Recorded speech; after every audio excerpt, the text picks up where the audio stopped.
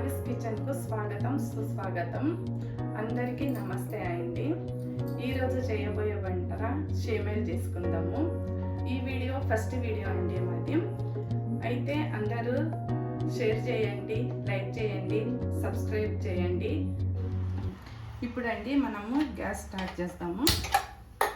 Gas మీద బండి పెట్టి దాంట్లో కొత్తది గ్యాస్ కాబట్టి పాలు పొంగిస్తామండి.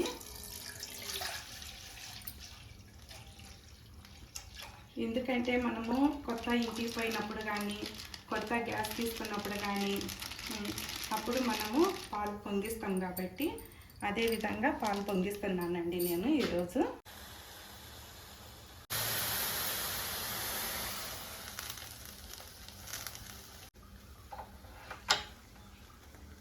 పాలు పొంగినాయండి. ఇప్పుడు షేమ్యాలు స్టార్ట్ చేస్తామండి. షేమ్యాలు, చక్కెర, ద్రాక్షలు, జీడిపప్పు, ఒట్టి కొబ్బెర, యాలక్కి, నెయ్యి స్టార్ట్ చేస్తామండి. ఫస్ట్ బండి తీసుకొని షేమ్యాలకు 2 ప్యాకెట్ల పాలు కాగబెట్టుకుందామండి.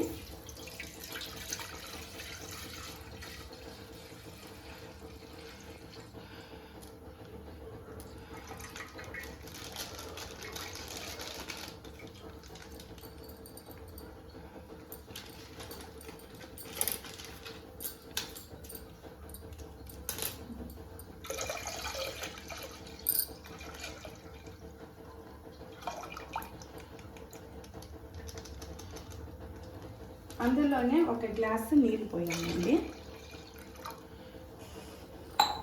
ఇవి కాగే లోపల మనము గ్యాస్ వెలిగించి కడాయి తీసుకొని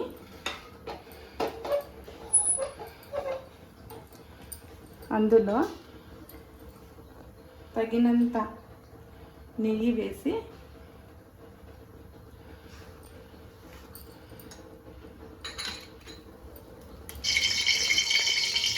జీడిపప్పు వేసుకుందామండి. ఒట్టి కొబ్బరి,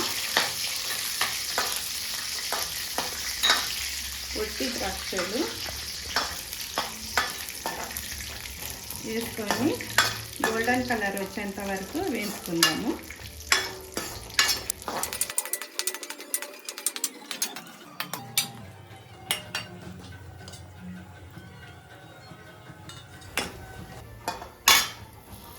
సిమ్లో పెట్టుకుందామండి.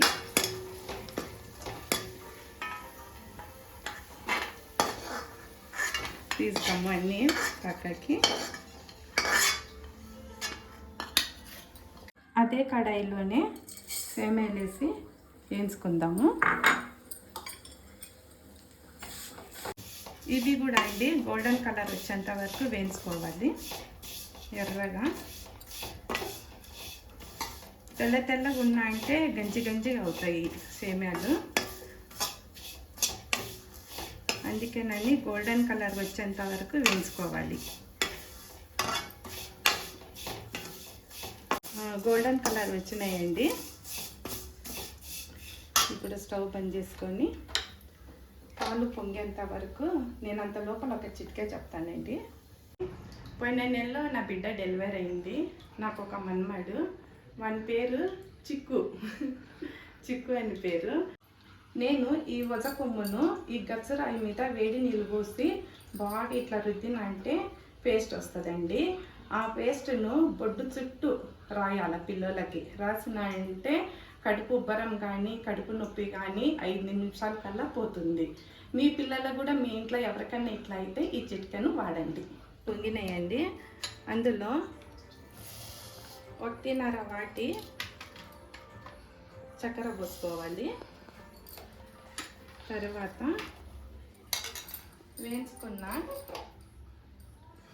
షేమియా కూడా ఇందులో వేసుకోవాలి.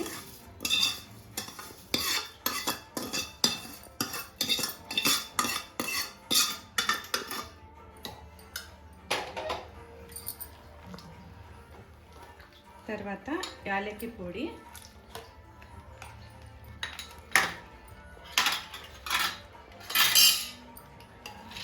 ద్రాక్షి, గోడంబి, ఒట్టి కొబ్బరి అన్నీ కూడా వేసుకున్నాయన్నీ ఇందులో వేయాలి.